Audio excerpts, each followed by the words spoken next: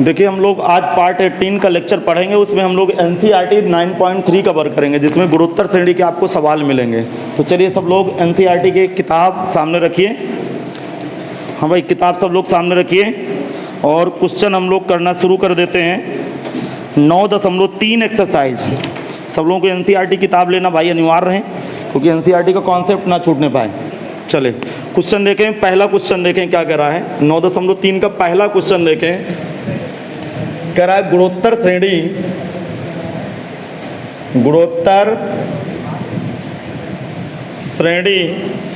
5/2, 5/4, 5/8 dot का 20वां तथा nवां पद ज्ञात करें। 20वां तथा nवां पद ज्ञात करें। 20वां और nवां पद ज्ञात करें। करा इस गुणोत्तर श्रेणी का कौन सा पद चाहिए? 20वां को किससे दर्शाएंगे? t20 से, और 90 को tn से। श्रेणी का पहला पद a बराबर 5/2। सार्वनुपात कैसे निकालते हैं? दूसरा पद भागे पहला पद। लिखेंगे माना जीपी का, जीपी मीन्स गुणोत्तर श्रेणी, माना गुणोत्तर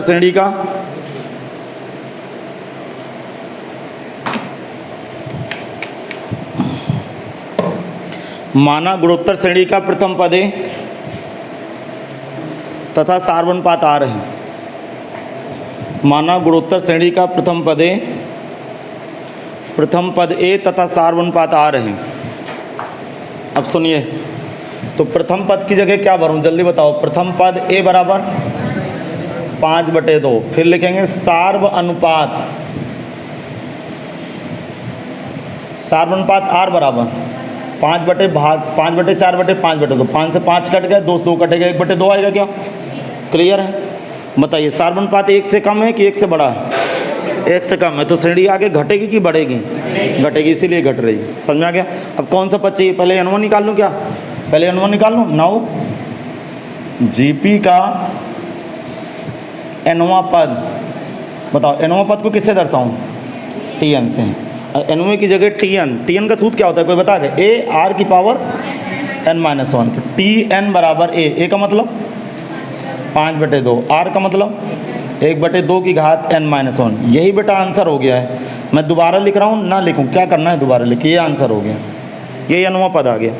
अब क्या कह रहा है? 20वां पद। जरा सुने, ध्यान सुने। 20वां पद कह रहा है, तो n की जगह क्या लग दूँ?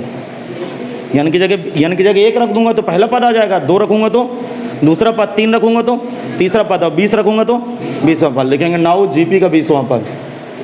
नाउ जीपी का 20वां पद t20 का सूत्र क्या होगा? 5/2 1/2 a इंटू आर की पावर n-1 होता है, तो 20-1 हो जाएगा। अर्थात t20 बराबर 5/2 1/2 की घात 19। अब सुनना भाई, देखो अब कैलकुलेशन में जीपी में थोड़ा सा कैलकुलेशन बड़ा हो जाता है। आवाज़ आ रही पीछे तक? नहीं आ रही क्या आवाज़? हाँ, देखो t20 की वैल्यू कितनी आ गई? t20 की वैल्यू 5 देखो 5 की घात 19 1 5, 2 की घात 19 गुणे 2 कितना बना? 2 की घात 20। नहीं समझ में आया? अरे इतना तो संभाल लेते हो ना यार, कि ये घातें नहीं समझ में आ रही। आगे समझ में। 2 की घात 5 क्या होता है? 2 की घात 5 32, 2 की घात 10 1024। मैंने कहा था याद कर लो सभी। तो 2 की घात 20 क्या हो गए? 1024 गुणे 1024। नहीं समझ में? देखो इसको 2 की घात 10 गुणे 2 की घात 10 लिख सकता हूँ कि नहीं? बोलो। 2 की घात 10 का मतलब 1024 होता है, मैं बता चुका हूँ आपको। अब मुझे बताइए 5/1024 गुणे 1024 कितना होता है? करते रहिए आप, मैं अगला क्वेश्चन कर रहा हूँ, तब तक आप कोई गुणा कर लो 1024 गुणे 1024। अथवा देखो आंसर क्या पता यही दिए हो, एनसीईआरटी में क्या पता गुणा ना किए हो, आंसर यही दिए हो। क्योंकि आप भी परीक्षा में, मेरी बात सुन लें, आप भी परीक्षा में घात में आंसर दे दें, समय ना खराब करें इसको हल करने में। हाँ, इसके दूसरे क्वेश्चन पे आ जाओ। दूसरा क्वेश्चन क्या कह रहा है? उस गुणोत्तर श्रेणी का 12वां पद ज्ञात करो। कह रहा उस जीपी का 12वां पद ज्ञात करो। उस जीपी का 12वां पद ज्ञात करो जिसका 8वां पद जिसका आठवां पद कितना दिए बेटा? आठवां पद 192 और सार्व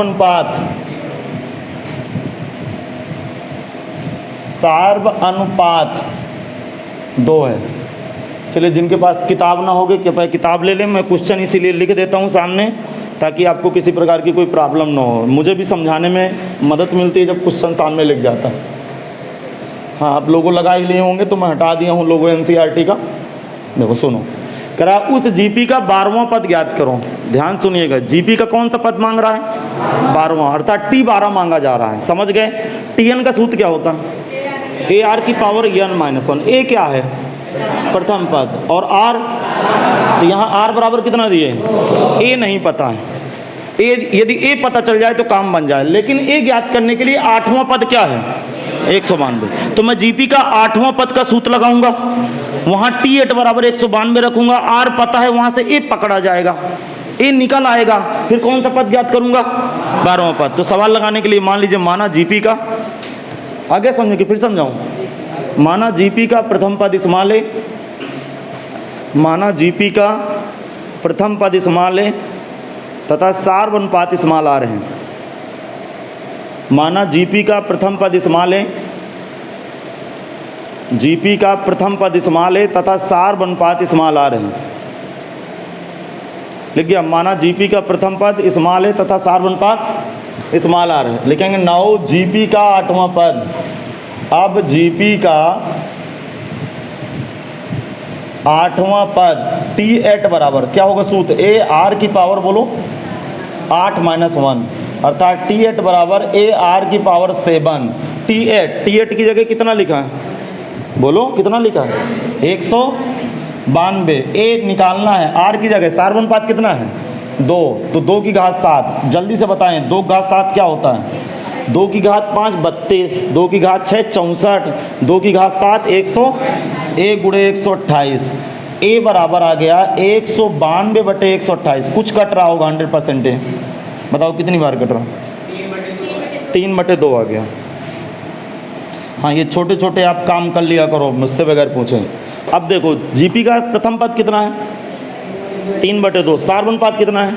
तो ए और आर दोनों पता चल गए कि कोई गोल है, दोनों पता चल गए। अब कोई पद ज्ञात कर सकते हो, कौन सा पद ज्ञात करना है?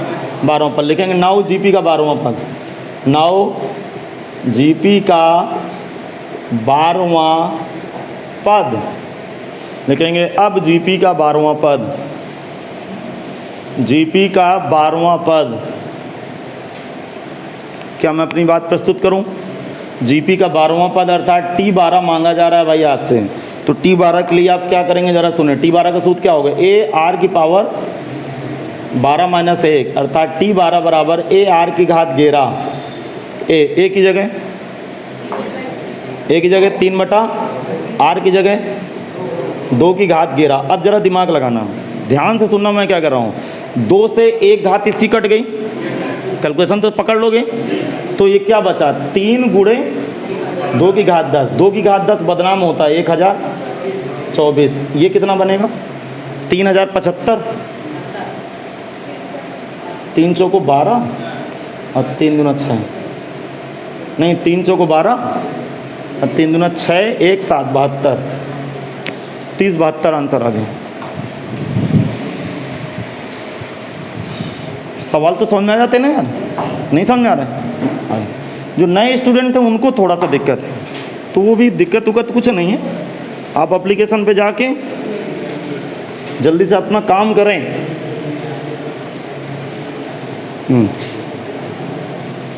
अब बताइए, जो शुरुआत से मेरे यहाँ क्लास ज्वाइन किए हैं, आपको लग रहा होगा कुछ तो इंक्रीज हुआ है आपका दिमाग। अरे दिमाग में कुछ विकास हुआ है, लिखने की कुछ आदत बनी है।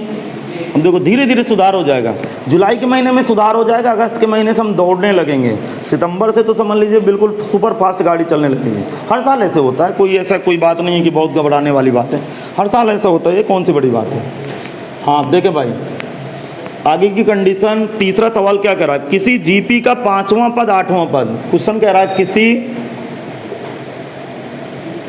जीपी मीन्स गुणोत्तर श्रेणी का 5वां और 8वां, 5वां और 8वां तथा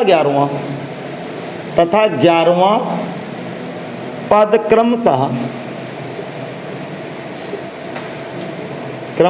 P, Q, S हैं, सॉरी S हैं, P, Q, S हैं, तो सिद्ध कीजिए, तो सिद्ध करें, तो दिखाइए कि इंग्लिश में सो दैट पढ़ते हैं, तो दिखाइए कि क्या दिखाना है भैया, Q² बराबर PS, ये प्रूव करना है भाई। आप क्वेश्चन ना लिखें, जिनके पास किताब नहीं है वही क्वेश्चन लिखें, जिनके पास किताब है क्वेश्चन लिखने की कोई ज़रूरत नहीं। मैं क्वेश्चन इसलिए लिखता हूँ ताकि आपको समझा पाऊँ, कुछ दिन बाद लिखना बंद कर दूंगा। देखना, दिमाग लगाना भाई, क्योंकि समय बर्बाद होता है इसमें। देखें, जीपी का 5वां पद, 8वां पद, 11वां पद क्रमशः, जीपी के 5वें पद में क्या लिखा है, पी। अब देखो, समांतर श्रेणी से आपकी समझ बढ़ गई है आपकी। अच्छा, 5वें पद में पी लिखा है और 8वें पद में, 11वें पद में, तो सिद्ध कीजिए, तो प्रूफ कीजिए Q² बराबर PS। तो जीपी का 5वां पद, 8वां पद, 11वां पद, 3 सूत्र लगाऊंगा। और जीपी का पद वाला अर्थात TN का सूत्र लगाने के लिए 2 बातों की आवश्यकता है। प्रथम पद A, सार अनुपात R। तो क्वेश्चन कहाँ से स्टार्ट करूं? माना जीपी का प्रथम पद A तथा सार अनुपात R है। लिखना शुरू करूं। माना जीपी का प्रथम पद A, माना जीपी का प्रथम पद A तथा सार अनुपात स्मॉल r है। माना जीपी का प्रथम पद A तथा सार अनुपात स्मॉल r है। क्या ये बात लिख गई? अब जीपी का कौन सा पद है? 5वां पद। नाउ जीपी का 5वां पद, जीपी मीन्स जीपी का फुल फॉर्म क्या होता है? ज्योमेट्रिक प्रोग्रेशन, हिंदी में गुणोत्तर श्रेणी। जीपी का 5वां पद T5 का सूत्र क्या होगा? AR की पावर, बोलो, 5 - 1। T5 की जगह कितना बेटा? P बराबर AR की घात 4 दिए। इसको क्वेश्चन नंबर 1 डाल दो। सिमिलरली है, हिंदी में इसी प्रकार पढ़ते हैं इसको। इसी प्रकार जीपी का देखो, फोकट में सारे पद नहीं याद करने। 5वें के बाद कौन सा पद? तो 8वें पद का डिस्कस करेंगे। केवल 8वां पद भरेंगे आप, बाकी कोई पद नहीं। जो दिए उसी को तो भरेंगे यार।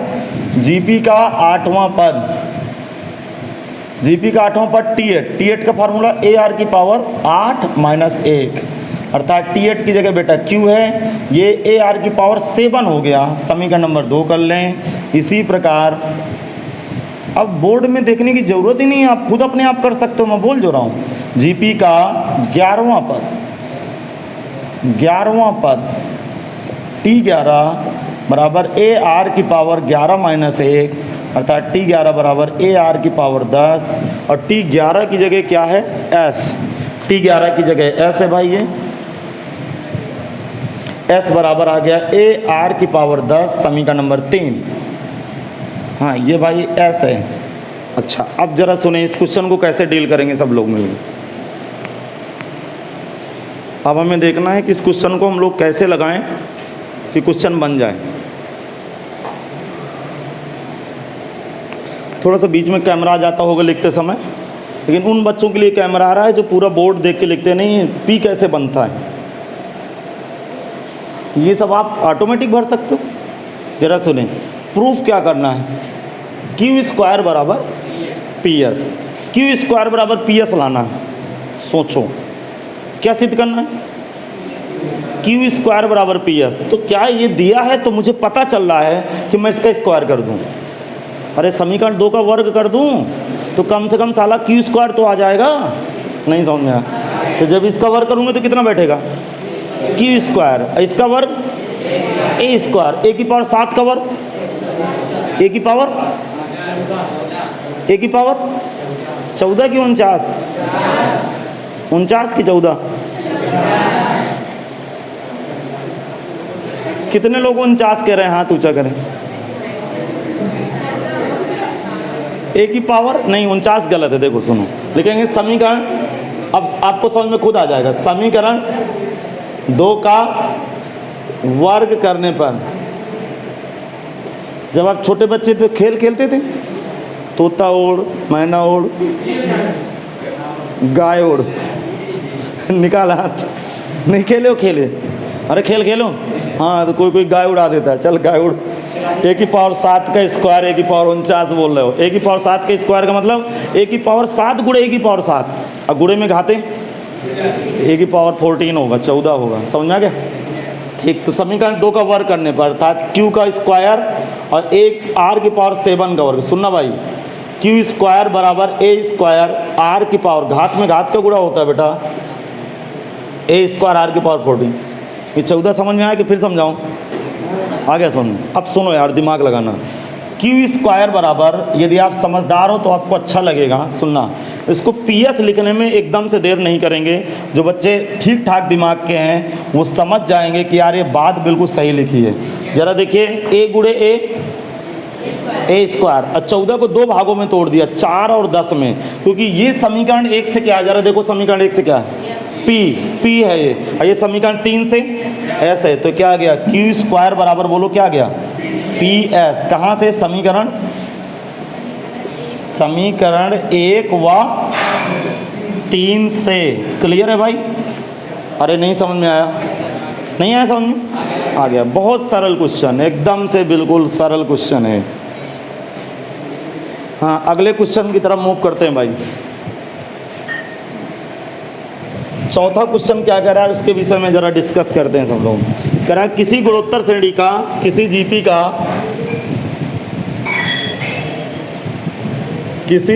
का चौथा पद, अरे यार, किसी जीपी का चौथा पद दूसरे पद का वर्ग है, दूसरे पद का वर्ग है। प्रथम पद -3 है, तो सातवां पद ज्ञात करो। तो सातवां पद ज्ञात कीजिए। जिनके पास किताब नहीं है क्वेश्चन लिख लें, लेकिन किताब जल्दी से व्यवस्था करें, ज़्यादा दिनों तक नहीं चलेगा, किताब नहीं है।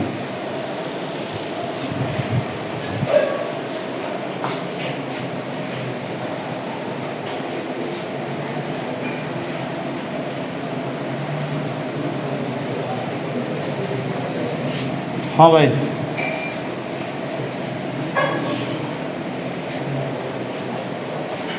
अब सब लोग सुनने की कोशिश करें। क्वेश्चन क्या कह रहा है, किसी जीपी का चौथा पद, बोलो। अरे इसीलिए तो कि क्वेश्चन दिखे आपको। चौथा पद दूसरे पद का वर्ग है, मतलब चौथे पद में लिखी राशि बराबर दूसरे पद में लिखी राशि के स्क्वायर के बराबर। ये आमने सामने बैठने का अधिकार है, नहीं समझ में? किसी गुणोत्तर श्रेणी की चौथे पद में लिखी संख्या बराबर दूसरे पद में लिखी संख्या का स्क्वायर। समझ में आ गया? तो प्रथम पद कितना है? प्रथम पद को किससे दर्शाते हैं? अर्थात a बराबर -3 दिया। सार्वधातुक पद को किससे दर्शाते हैं? उसको ज्ञात करना पड़ेगा। वो कहाँ से ज्ञात होगा? चौथा पद बराबर दूसरे पद के वर्ग से ज्ञात हो जाएगा। अर्थात इस कॉन्सेप्ट से r ज्ञात हो जाएगा। a दिए है तो सातवां पद ज्ञात करना। t7 का सूत्र लगाऊंगा और t7 का सूत्र क्या होगा? a r की पावर 7 - 1, अर्थात टोटल a r की पावर 6। a और r की वैल्यू डाल दूंगा, a की वैल्यू -3 है, r कहाँ से आ गया? इस कॉन्सेप्ट से सवाल खत्म। अब भी नहीं समझ में आया? टीचर का ये काम होता है कि एक कहानी सुना दे कि क्या चलने वाला है। अब जो अच्छा स्टूडेंट है खुद अपने आप लगा लेगा। तो पहली लाइन क्या लिखेंगे? माना जीपी का प्रथम पद है। नहीं आया समझ में? कह दीजिए कि नहीं आया, कहने में क्या आता है। माना जीपी का प्रथम पद है तथा सार्वनुपात स्मॉल r है।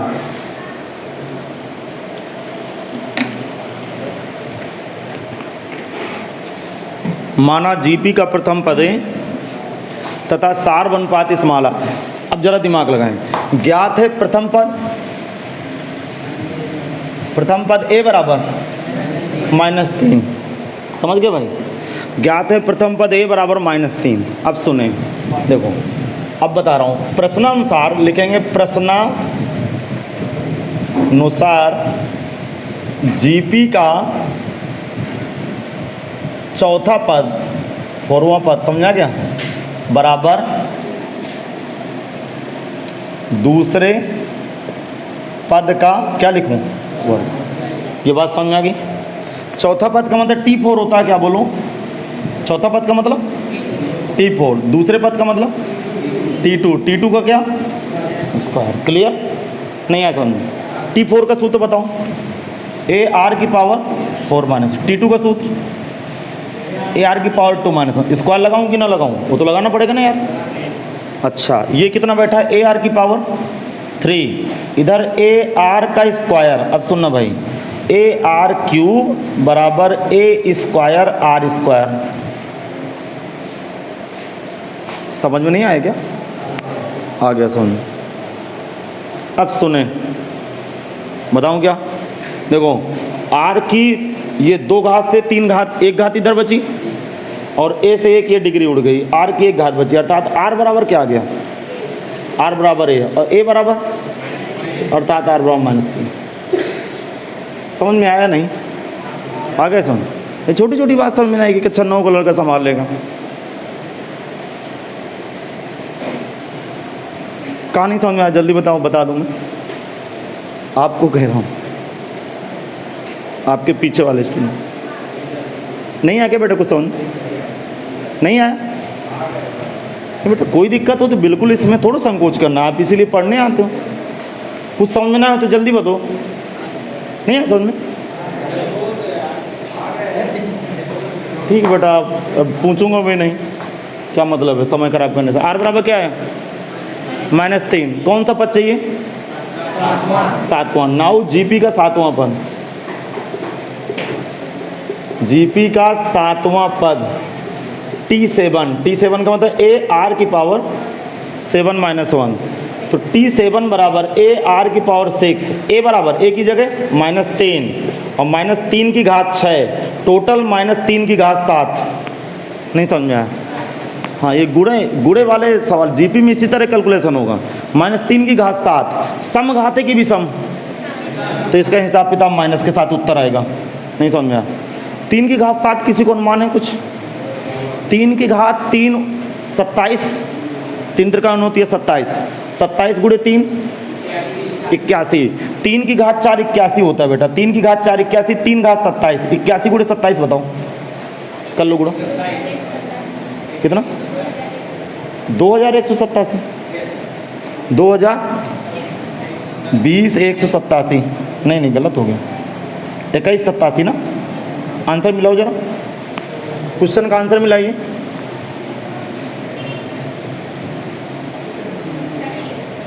चलिए अगला क्वेश्चन देखते हैं।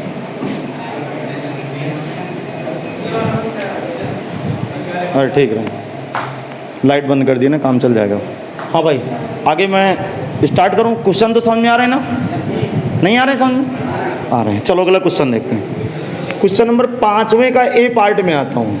वो कह रहा है कि 2 2√2 2 2√2 4 डॉट डॉट 100 का कौन सा पद, मैं पूरा सेंटेंस अच्छी तरह से बनाता हूँ, का कौन सा पद, सवाल लिख लीजिए आप, इसमें बस ज़्यादा भाषा अच्छी लग रही। कौन सा पद 128 है? हाँ, क्वेश्चन कॉपी करें जल्दी से। हाँ, क्वेश्चन क्या पूछ रहा है? क्वेश्चन समझ में आ रहा है? कह रहा है श्रेणी का पहला पद कितना है? 2, दूसरा पद 2√2, तीसरा पद 4, पहला पद 2 है, दूसरा पद 2√2, चौथा तीसरा पद 4 है। कह रहा कौन सा पद 128 है? सबसे पहले बताओ, ऐसे मैं थ्योरी में सवाल कराया हूँ कि नहीं कराया हूँ? कराए हैं। तो हर एक वैरायटी के सवाल करा देता हूँ। जब थ्योरी बताता हूँ तो सवाल भी कराता हूँ कि अच्छा ऐसे ऐसे इनका उपयोग होना है। तो मैं मान लूँगा माना श्रेणी का nवां पद क्या है? 128 है। प्रथम पद दिख रहा है क्या? प्रथम पद ए बराबर सार्वनुपात कैसे निकालोगे? दूसरा पद भागे पहला पद, तो 2√2 में 2 का भाग लगाओगे तो सार्वनुपात कितना है? √2 आएगा। 2√2 कैसे आएगा? √2 में 2 का भाग लगाओगे, 2 से 2 कट जाएगा। माना जीपी का nवां पद 128 है। माना जीपी का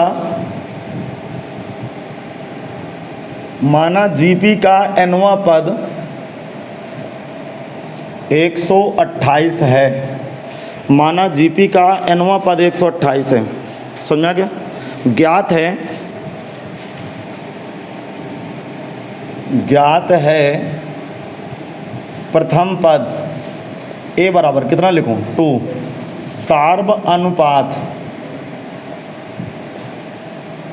सार्वनुपात आर बराबर क्या लिखूं? 2√2 डिवाइड बाई 2 √2। देखो अब सुनिए, मैं मान चुका हूँ कि जीपी के 91वें पद में क्या लिखा है, तो 91वें पद का सूत्र लगाऊँ और 91वें पद की जगह क्या भरूँ 128, और यन ज्ञात करना कि कौन सा पद है। लिखेंगे 9 जीपी का 91वां पद, 9 जीपी का 91वां पद। लिखेंगे अब जीपी का 91वां पद।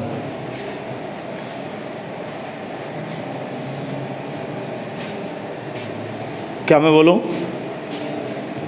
तो जब जीपी का 91वां पद, सूत्र क्या होगा, टीएन का सूत्र क्या होगा, ए आर की पावर n-1। टीएन की जगह क्या भरूं 91वें पद की जगह 128, ए बराबर रूट आर की जगह √2। निकालना किसको है, यन होगा उस पद को व्यक्त करेगा जिस पद को पूछ रहा है भाई।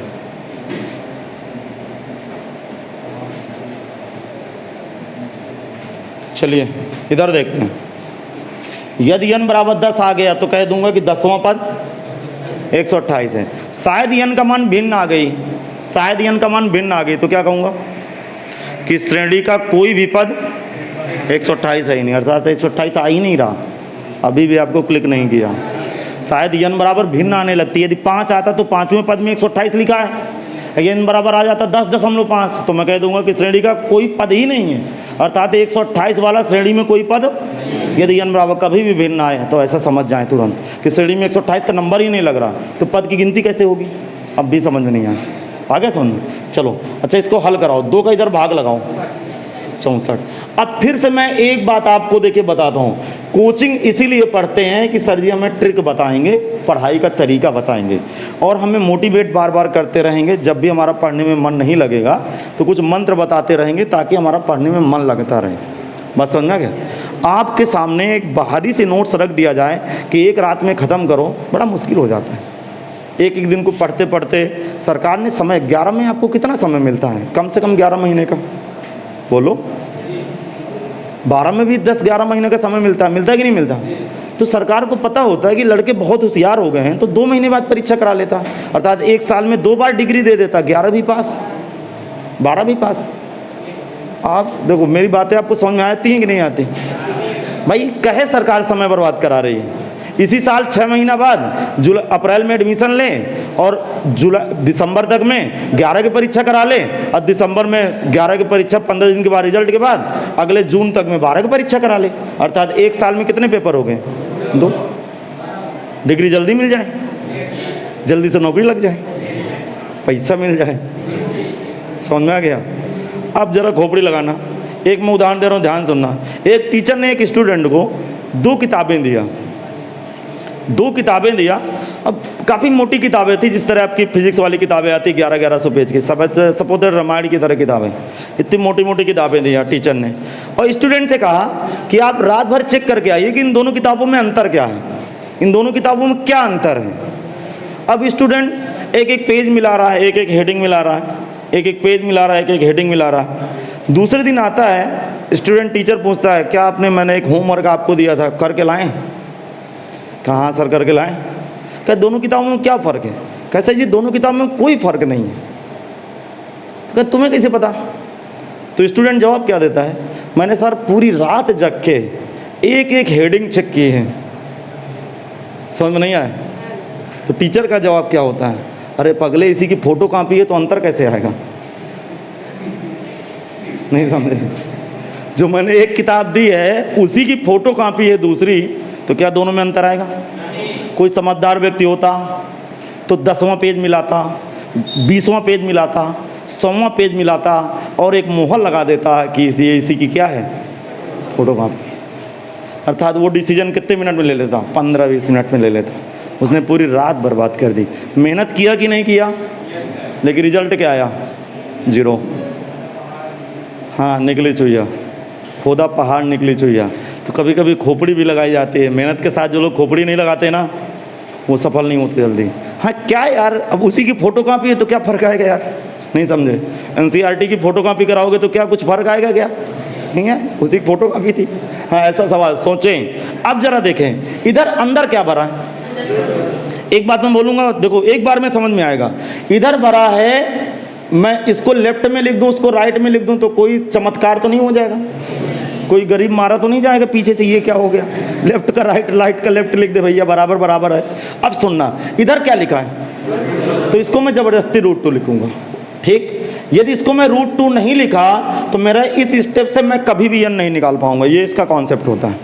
अब मुझे उल्टा खोपड़ी लगानी है कि यहाँ घात कितनी चढ़ा दूँ कि वैल्यू कितनी बैठ जाए, 64। 2 की घात, देखो अब मुझे बोलने देगा करिए, 2 की घात 5 32, अरे 2 की घात 5 तक याद हो जाता है, 2 का 5 बार गुणा करो 32, 2 की घात 6 64, बात समझना, 2 की घात 6 64, और ये √2 लिखा है, नहीं समझ में आया तो ये √2 की घात 12 होगा, जरा दिमाग लगाना।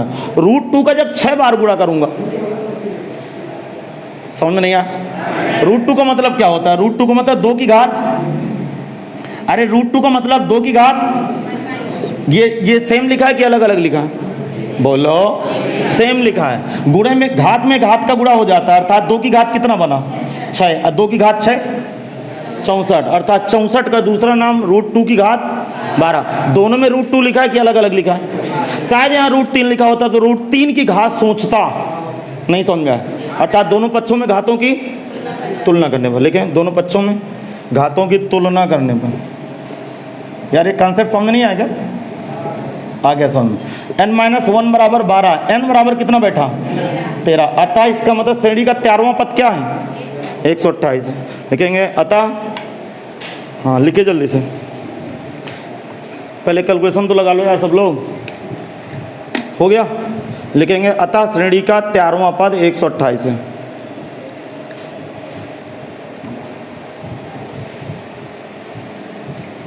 एक सवाल और करूंगा, सी पार्ट भी आप करिएगा, हाँ इसी का सी पार्ट करूंगा मैं।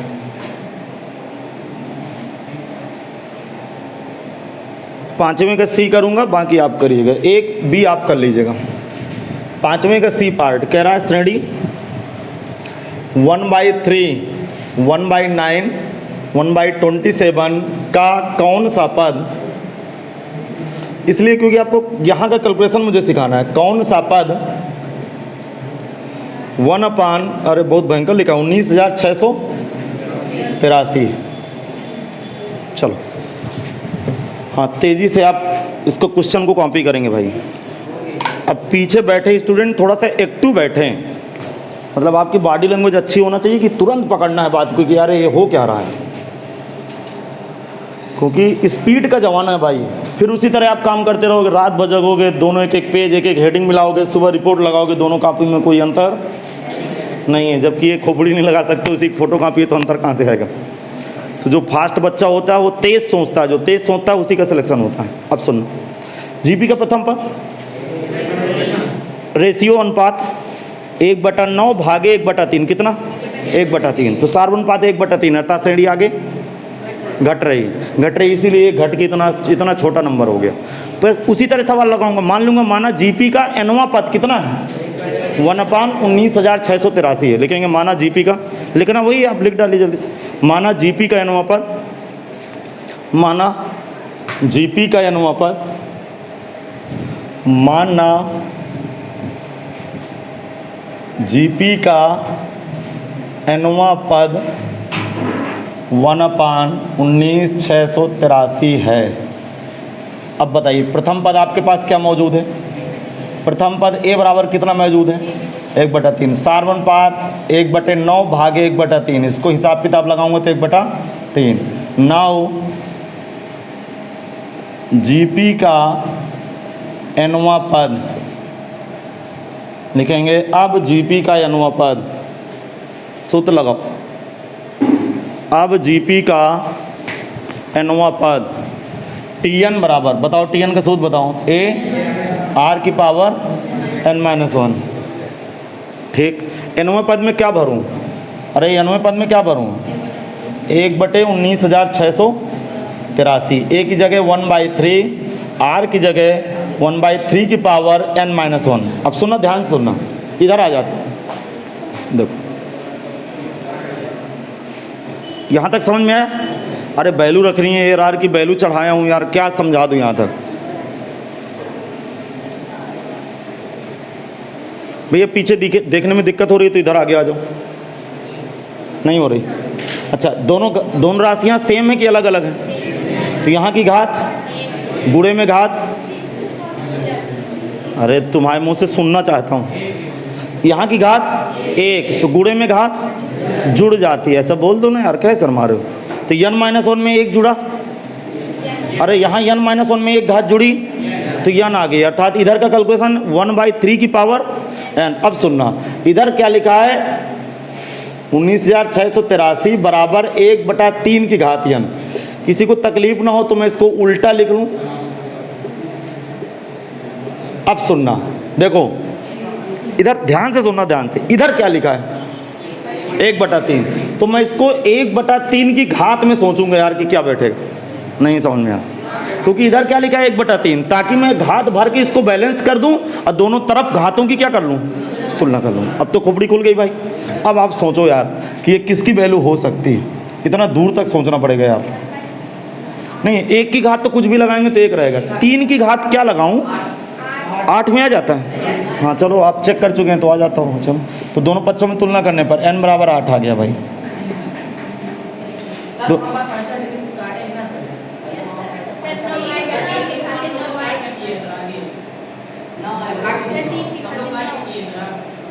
अरे अब क्या कर रहे हो आप, मुझे तो समझ में नहीं आ रहा कि आप कहना क्या चाहते हो। 1/3 की घात a, यहाँ तक कैलकुलेशन सही है, तो अब किससे कटाना किससे चाहते हो?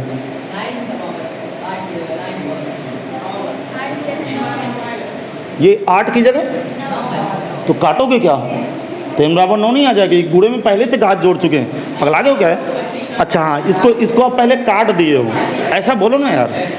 अब ये इन्होंने किया क्या है कि इसको 3 से काट दिया है, तो 1 डिग्री उधर से कम हो गई, तो ये जाके 9 में बैलेंस होगी। फिर अब पता नहीं क्या बोलते हो यार, तुम्हारी बातें मैं इस तरह बोलूँ तो हवा न लगे, समझ नहीं आया। कुल मिला के यहाँ पे 3 की घात 9 19,683 होता है। ये छोटे छोटे नंबर याद करने पड़ेंगे, नहीं परीक्षा में समय ले लेंगे आपका, नहीं समझे आप। 1 का 9 बार गुणा करूँगा तो 1 आएगा, बोलो। अब 3 का 9 बार गुणा करूँगा तो कितना आएगा 19,683। लेकिन इसको याद कर ले कि 3 की घात 9 यहाँ तक होता है, अर्थात 3 की 10 घात तक याद करो, चाहे जैसे याद करो। अरे 2 की घात 10 1024 होता है कि नहीं होता, तो 3 को भी 10 घात तक याद करो, 4 को कम से कम 5 घात तक याद करो, 5 को 5 घात तक याद करो, जो सवाल जल्दी से लगाना है। अरे छोटी कक्षाओं में आपको टेबल याद कराया गया है, पहाड़ा, तो इसी तरह ये भी नया पहाड़ा है। अरे आदमी गांव में कहता नहीं है आज ज़्यादा पहाड़ा न पढ़, गणित का पहाड़ा है। हाँ सुने, चलिए अगला 6वां क्वेश्चन पे आओ। बढ़िया क्वेश्चन कह रहा है कि x के किस मान के लिए, x के किस मान के लिए, x के किस मान के लिए -2/7 x -7/2 गुणोत्तर श्रेणी में है, गुणोत्तर श्रेणी में है। सुनना भाई, हाँ अब मैं क्वेश्चन की डिमांड पढ़ रहा हूँ भाई। ये क्वेश्चन क्या कह रहा है, हाँ देखें, क्वेश्चन ये कह रहा है, अरे समझ गए कि नहीं भाई। क्वेश्चन ये कह रहा है कि यदि तीनों गुणोत्तर श्रेणी में है, जरा उल्टा अपने शब्दों में क्वेश्चन को समझने की कोशिश करें। क्वेश्चन कह रहा है कि भैया ये तीनों किस में हैं, तो x का मान ज्ञात करो। इसका मतलब गिवन क्या है आपके पास, गिवन क्या है, -2/7 comma x comma -7/2 are in GP, अर्थात ये तीनों गुणोत्तर श्रेणी में है। अब एक कॉन्सेप्ट, एक नया कॉन्सेप्ट मिलने वाला है आपको, अब सुनिएगा, दिमाग लगाइएगा। यदि ये गुणोत्तर श्रेणी में है तो बीच का रेशियो क्या होगा, अरे इन दोनों का रेशियो, इन दोनों का रेशियो आपस में, तो रेशियो कैसे निकालते हैं, आगे वाला पद भागे पीछे वाला पद, अर्थात दूसरा पद भागे पहला पद। यहाँ बराबर का चिन्ह लगाऊं क्या, बोलो, फिर क्या, इधर क्या लिखूं, क्या लिखूं, तीसरा पद भागे, नहीं समझ में आया। इन दोनों का अनुपात, इन दोनों का अनुपात आपस में क्या होगा, क्योंकि जीपी में, जीपी में ना होगा तो किस बात का ही, अरे फिर समझाओ। यदि गुणोत्तर श्रेणी में नहीं, गुणोत्तर श्रेणी में हैं तो रेशियो बराबर नहीं होगा, होगा ना बराबर, इसलिए बराबर कर दिया। क्यों बराबर लिखा, आगे क्या लिखूं? अरे समझ में नहीं आया तुम लोगों को? सार अनुपात होने की वजह से आपस में क्या हो गए, बराबर हो गए। देखो दिखा दो, नहीं कुछ लोगों को तकलीफ होने लगी। 2 4 8 किस में, जीपी में है कि नहीं? बोलो, हैं जीपी में? तो यदि जीपी में हैं, खोपड़ी लगाना, कैसे पता चला जीपी में? 4 भागे 2 बराबर 8 भागे 4, 2 बराबर 2 आ रहा है क्या?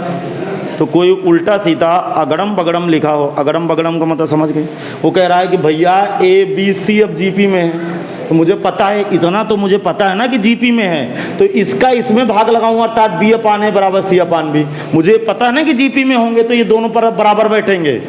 अब भी नहीं समझ में आया, आगे समझ में? हाँ, तो ये कॉन्सेप्ट होता है, ध्यान रखना। अभी मैं लिखा भी देता हूँ, सुने।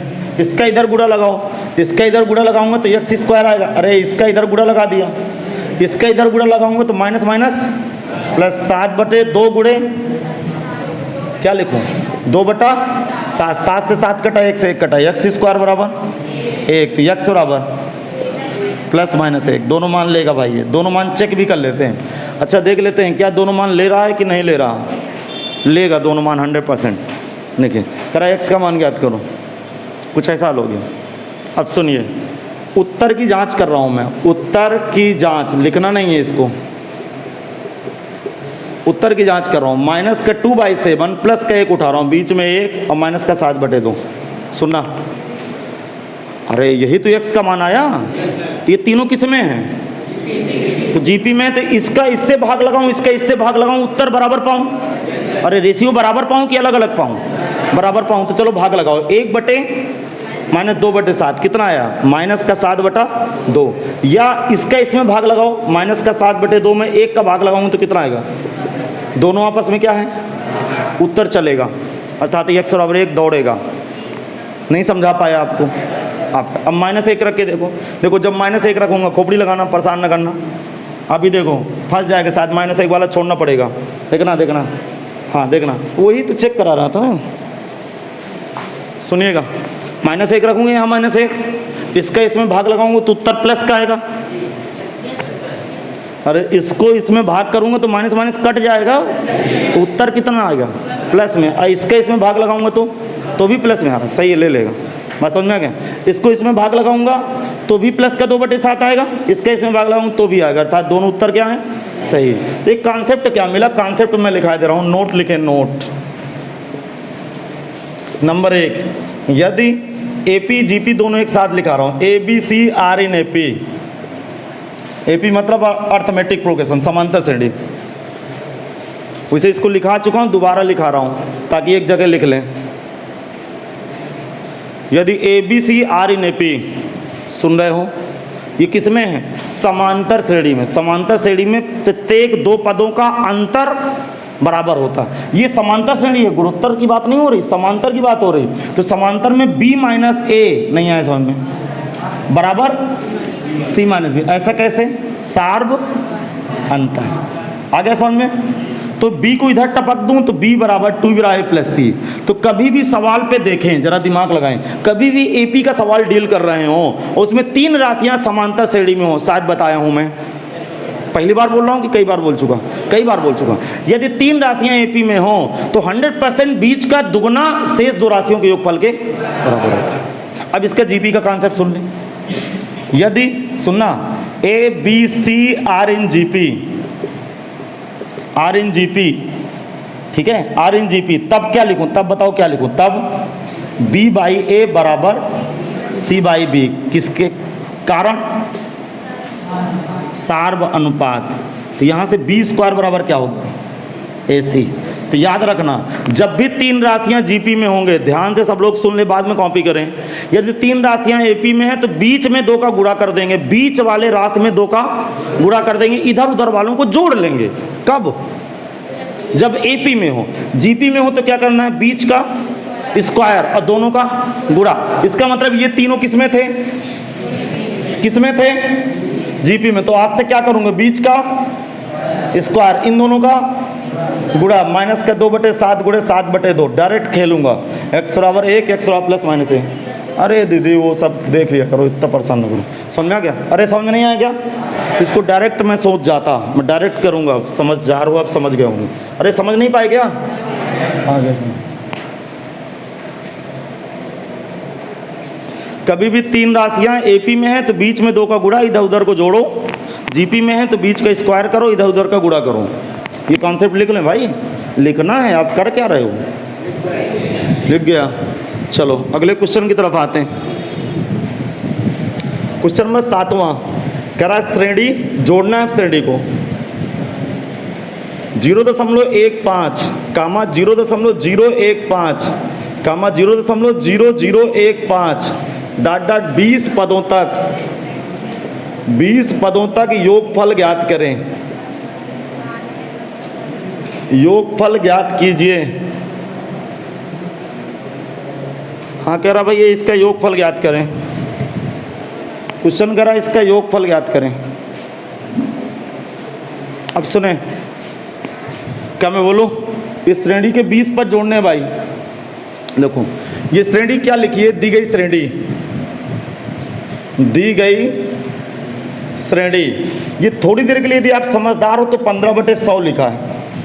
नहीं आ समझ? बोलो 100 का मतलब मैं 10 का वर्ग लिख दूं तो और अच्छा लगेगा। बोलो कितने अंक बाद दशमलव? तो ये 15/10 की घात 3 लिखा है। क्या इस तरह के चमत्कार कर चुके हो छोटी कक्षाओं में? कितने अंक बाद दशमलव? 15/10 की घात 4। कहाँ तक? 20 पदों तक जोड़ना है। कृपया दशमलव को भिन्न में बदल लें ताकि प्रथम पद रेशियो देखने में आसानी हो जाए। अब इसका प्रथम पद कितना है? 15/100। इसका इसमें भाग लगाऊंगा रेशियो ज्ञात करने के लिए, तो 15 से 15 कट जाएगा। मैं भाग लगा के दिखाई दे रहा हूँ। रेशियो कैसे निकालते हैं बताओ जरा? T2/T1। T2 का मतलब दूसरा पद कितना है? लिखना नहीं भाई। 15/10 की घात 3। पहला पद कितना है? 15/10 की घात स्क्वायर। 15 से 15 कटा, इससे 2 इतनी घात कटी। कितना आंसर आया? 1/10। अर्थात प्रथम पद कितना है? 15/100। रेशियो 1/10 लिखेंगे। माना जीपी का प्रथम पद है, माना जीपी का प्रथम पद है तथा सार अनुपात इस्तेमाल आ रहे हैं। माना जीपी का प्रथम पद है तथा सार अनुपात इस्तेमाल आ रहे हैं। लिख गया? माना जीपी का प्रथम पद ए तथा सार अनुपात इस्तेमाल आ रहे हैं। अब सुनना, तो प्रथम पद ए बराबर कितना है? 15/100। लिख दूं क्या? 100 समझ गए? रेशियो आर बराबर, एक बार आपको भाग और दिखा दूं। किसी व्यक्ति ने कहा भैया और दिखाओ, ये कैसे आया? यहाँ से समझ गए 1/10 कि नहीं समझ गए? समझ गए। जीपी के कितने पद जोड़ना है? गुणोत्तर श्रेणी के 20 पद जोड़ने हैं। जोड़ने से पहले थ्योरी याद है कि सब भूल गया? याद है। एक बात सोचते हैं कि रेशियो 1 से बड़ा है या 1 से छोटा है। तो रेशियो कितना है? 1/। तो सार अनुपात 1 से कम है कि 1 से बड़ा है? तो 1 से कम वाला सूत्र क्या होता है? हाँ SN बराबर, लिखना नहीं, मैं याद दिलाऊँ मुझे, A 1 - R की पावर n बटे 1 - R। समझ में आ गया?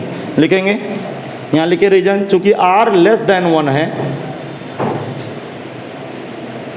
R लेस देन 1 है, इसलिए जीपी के 20 पदों का योगफल, इसलिए जीपी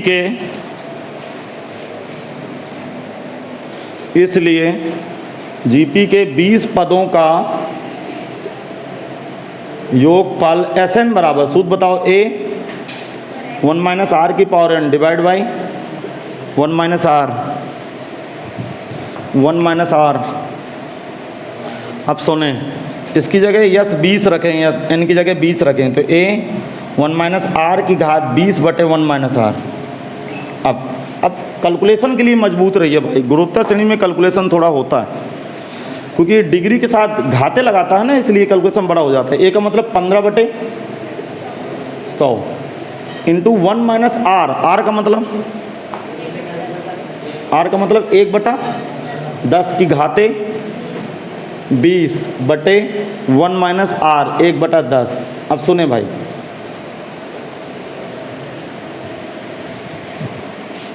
नहीं आए समझ में? आगे सुन,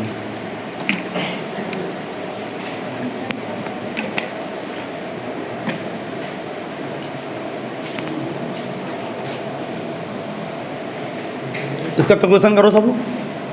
S20 का मतलब 15/100, सुनना 15/100 गुड़े, ये कितना लिखा है नीचे, कितना लिखा है 9/10, तो उल्टा होगा तो 10/9, और ये आगे कितना जाएगा 1 माइनस 1/10 की घात 20। देखो अब सुनना यार, ये 10 बार कटा, अब कितना है 15/90, और इसको आंसर मैं इसी तरह दूंगा, आप भी इसी तरह आंसर दीजिएगा। जरा एनसीईआरटी का आंसर देखो कैसे लिखे, ऐसे लिखे कि हल किए। एक लोग आंसर देखें एनसीईआरटी का, हल किए होगा तो मैं कर दूंगा 5 शर्तें, आप ऐसा लिख सकते हैं आंसर, पूरी छूट है ऐसे आंसर लिखने की भाई। वो एक यहाँ 10 की घात 20 लगा दिया हो, और 1 की घात 20 एक ही होता है, तो उत्तर में 10 की घात 20 नीचे लगा दिया हर में। समझ में आ गया भाई? है मतलब वही भाई। कुल मिला के ज़्यादा बड़ी घातों को कैलकुलेट ना करें परीक्षा में, आप घातों में ही उत्तर दे दें, क्योंकि अगला व्यक्ति आपसे जोड़ने की कोशिश कर रहा है, ना कि वो कैलकुलेशन मांग रहा।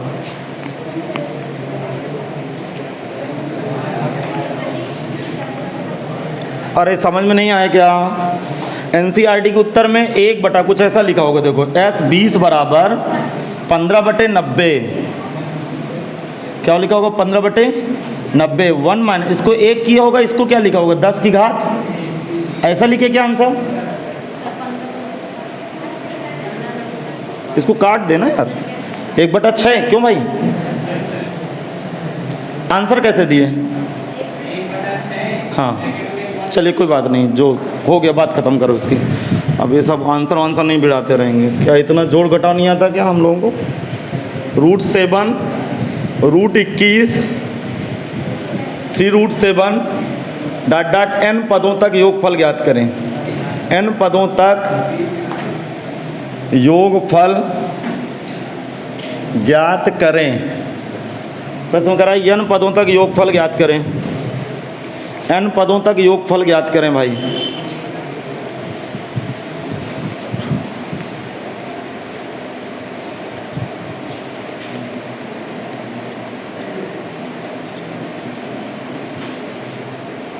हाँ लिख गया भाई?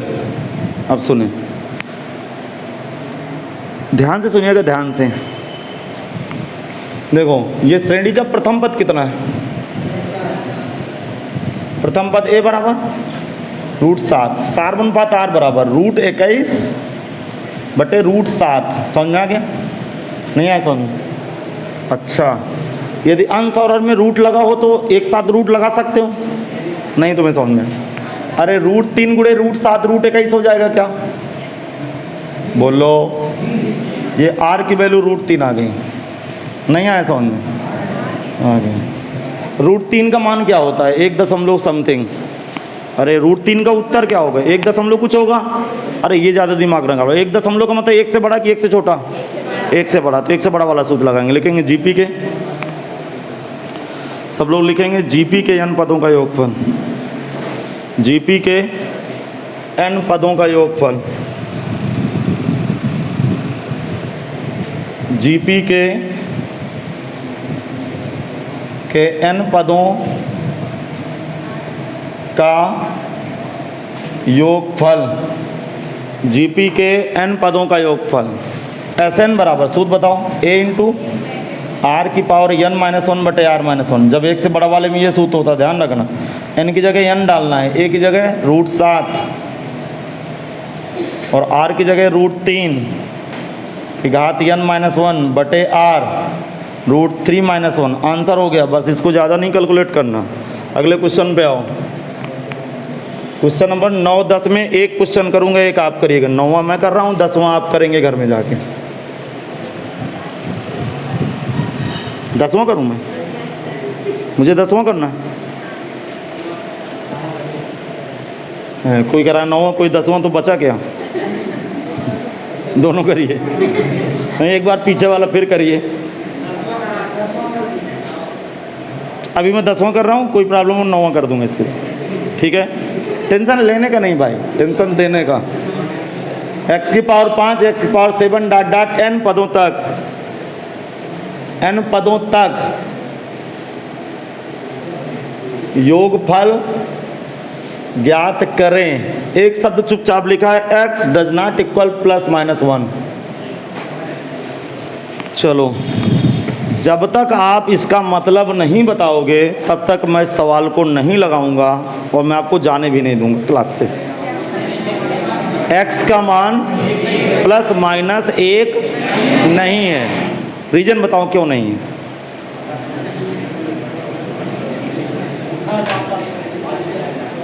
नहीं, आप बात नहीं समझे। ये तो देखो, भैया ने इतना सटीक जवाब दिया, लिखा है कि x रहो प्लस माइनस 1 नहीं है। उसने कहा कि x की जगह, आप फील नहीं ले रहे हो भाई, नहीं आपको समझ में नहीं आया। उसने क्या कहा कि x की जगह, मेरी बात सुनना, x की जगह कोई भी वास्तविक संख्या डाल सकते हो। 2 डाल दो, 3 डाल दो, 4 डाल दो, -1/2 डाल दो, +3/2 डाल। उसने कहा कि दुनिया के नंबर माइनस अनंत से प्लस अनंत के बीच में, नंबर लाइन पढ़े हो संख्या रेखा, माइनस अनंत से प्लस अनंत के बीच में जितने भी नंबर हैं, x के कुछ भी डाल दो, गुणोत्तर श्रेणी बन जाएगी। लेकिन ये नहीं डालना, क्योंकि यदि 1 डाल दिए तो सारे नंबर 1 दिखने लगे, क्योंकि 1 का क्यूब भी तो 1 होता है। बोलो, 1 की घात 5 भी तो 1 होता है। यदि +1 डाल दिए तो श्रेणी 1 1 1 1 आ गई, और -1 डाल दिए तो सारी श्रेणी -1 -1 -1 आ गई। तो उसने मना किया है कि x की जगह +1 और -1 नहीं हो सकता। तो आप रीजन ना बता के, क्योंकि उस तरह में सार्वनुपात क्या हो जाएगा, यदि सब जगह 1 1 1 1 लिखा है, जरा दिमाग लगाइए, मैंने डिस्कस किया था आपके साथ। यदि सब जगह 1 1 1 1 लिखा है तो सार्वनुपात कितना है, 1। तो सार्वनुपात 1 नहीं चलता, सार्वनुपात 1 से कम हो गया। हाँ, इसीलिए उसने मना कर दिया। अब भी आपको फील नहीं आई, आ गया समझ में। ये तो वही कहावतें लिखा है, नहीं समझे। अच्छा, हम लोग जैसे कोई बैठा रहता है तो जैसे प्रवेश करते हैं घर में, कहते हैं दादाजी बैठे हो, तो क्या बोलने की ज़रूरत है, दादाजी बैठे हो, दिखाई नहीं दे रहा कि हम बैठे हैं आजकल। तुम लोगों को नहीं लगी क्या बोल गए हम। अरे गांव में लोग कहते हैं ना, गांव के बाहर आदमी कुर्सी लगा के बैठ जाता है, शहर में भी तो बैठता है। तो उसके जान पहचान के लोग निकलते हैं तो क्या कहते हैं, बाबूजी बैठे हो। अब फील आया मैं क्या कह रहा हूँ। तो क्या पूछने की ज़रूरत है, जो बैठे हो। हाँ, तो उसी तरह वही है कि ये तो लिखा है, हाँ, हाल चाल ले रहे हैं। अब समझो, वो बैठने के बहाने हाल चाल ले रहे हैं कि आजकल क्या चल रहा है, तो इसके बहाने इसके हाल चाल लेना है। अब भी नहीं समझ में आया। हाँ, +1 -1 छोड़ के कुछ भी रख दे, श्रेणी बन जाएगी। क्या क्लियर हुआ आपको।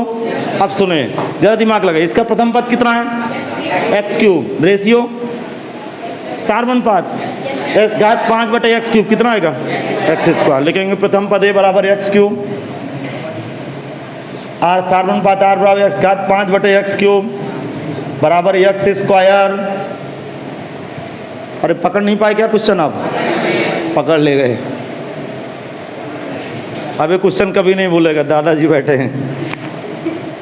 अब सुनिएगा, देखो आपको पता नहीं है कि x, ये रेशियो जो r होता है, जो r जब तक आपको क्लियर पता ना हो कि बड़ा है या, कोई नंबर लिखा होता तो मैं डिसाइड करता कि 1 से बड़ा है या छोटा है, तो सदैव 1 से बड़ा मान के चला जाता। फिर से मैं अपनी बात एक बार समझा दूं। यहाँ r का मान कितना था, तो दादाजी बैठे हैं ना, दिख रहा है ना कि बैठे हैं, 1 से बड़ा है। यहाँ पे नहीं दिख रहा है 1 से बड़ा है या छोटा है, लेकिन ज़रा दिमाग लगाना, यदि एक खोपड़ी लगाओ तो दिख रहा है, नहीं दिख रहा, क्योंकि नहीं दिख रहा। ये इतना दिख रहा है कि सम संख्या है। शायद x का मान मैं 1/2 लेता, अरे x की जगह 1/2 डालता तो 1/4 नहीं आने लगता है। तो मुझे कुछ पता नहीं है। जब एग्जैक्ट पता ना हो, अर्थात रेशियो किसी और टर्म में दिए हो, ABCD XYZ के टर्म में दिए हो, तो हमेशा बड़ा वाला सूत्र लगाएंगे। कौन सा सूत्र लगाएंगे, जीपी का, जीपी के n पदों का योगफल। यार आपको समझ में आया नहीं, बोल क्यों नहीं रहा। a इंटू आर की power n-1 divide by r-1। मैं कहना क्या चाहता हूँ, आप समझ गए कि नहीं समझे। यही वाला सूत्र लगाएंगे, r इज ग्रेटर 1 वाला सूत्र लगाएंगे, क्योंकि r की वैल्यू एग्जैक्ट क्लियर नहीं दिख रही। जब तक क्लियर ना दिखे तो यही वाला सूत्र लगाएं, पहला वाला। क्लियर हो गया। बाकी यार मैं एक ये थ्योरी बताते समय एक बात बोला था क्या कि दोनों सूत्र आपस में बेवकूफ़ बनाने का धंधा है। समझ में आ गया? क्योंकि ऊपर नीचे से माइनस कॉमन लेना है, फालतू बेवकूफ़ बना रहा है। लेकिन आप कह दोगे आंसर नहीं मिल रहे हैं, फिर एस एन बराबर ए का मतलब एक्स क्यूब। सुनना, आर की जगह कितना है, डायरेक्ट रख दूँ समझ जाओगे। एक्स स्क्वायर की घात n कितना पड़ा जाएगा, घात में घात का गुणा हो जाता है, तो एक्स की power 2n minus 1 divide by x square minus 1। एक लोग आंसर मिलाए।